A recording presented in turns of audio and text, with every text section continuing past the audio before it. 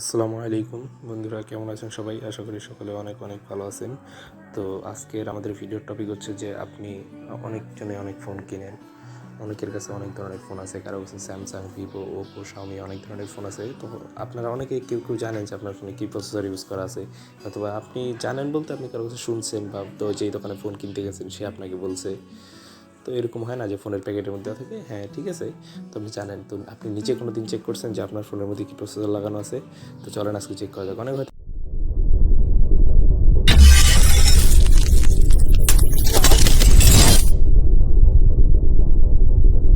আবার জানেন না যে আপনার ফোনে কী প্রসেসর আছে। ভিডিওটা আজকে তাদের জন্যই।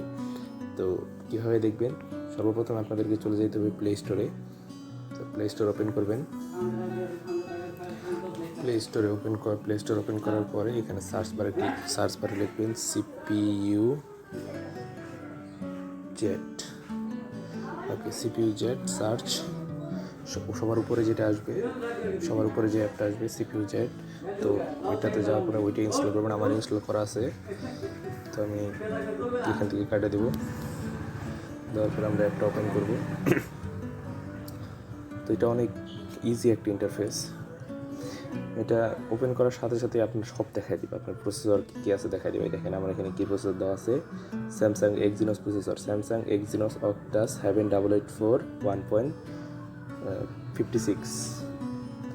1.56 গিগাহার্টজ।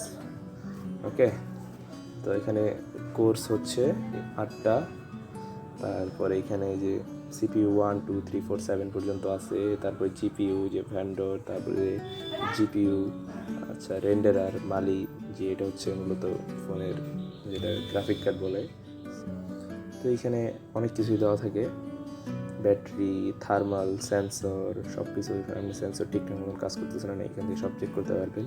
তো মূলত এটা দেখানোর অনেক অ্যাপ আছে, অনেক মানে প্লে স্টোর ঢুকলে আমি হয়তো আপনি হয়তো অনেক অ্যাপ পাবেন। তো আমি অ্যাপটা সাজেস্ট করলাম কিছুর জন্য, কারণ এই অ্যাপটা অনেক ভালো। আমি পার্সোনালি আমার সবসময় ফোনের মধ্যে এটাই থাকে, আমি এটা ফোনে এইটি চালাই আমি অনেক আগে থেকে। আর বড় বড় ইউটিউবার যারা আছে তাদেরকে আমি দেখছি যে তারা এইটাই সাজেস্ট করে। আপনি যে এখন যদি আমার কথা বিশ্বাস না হয় তাহলে আপনি আরেকবার সার্চ করেন, হয়তো অনেক বড় বড় ইউটিউবারের ভিডিও পাবেন, তারা এইটাই সাজেস্ট করে। তো তার জন্যই এইটাই বললাম। সো ভিডিওটা আজকের মতন এই পর্যন্তই। যদি ভিডিও ভালো লাগলে যা করার করে দেন, আর কিছু বলতেছি না। তো দেখা হচ্ছে পরবর্তী ভিডিওতে। ততক্ষণে ভালো থাকবেন, সুস্থ থাকবেন। আল্লাহ হাফেজ। ধন্যবাদ সবাইকে।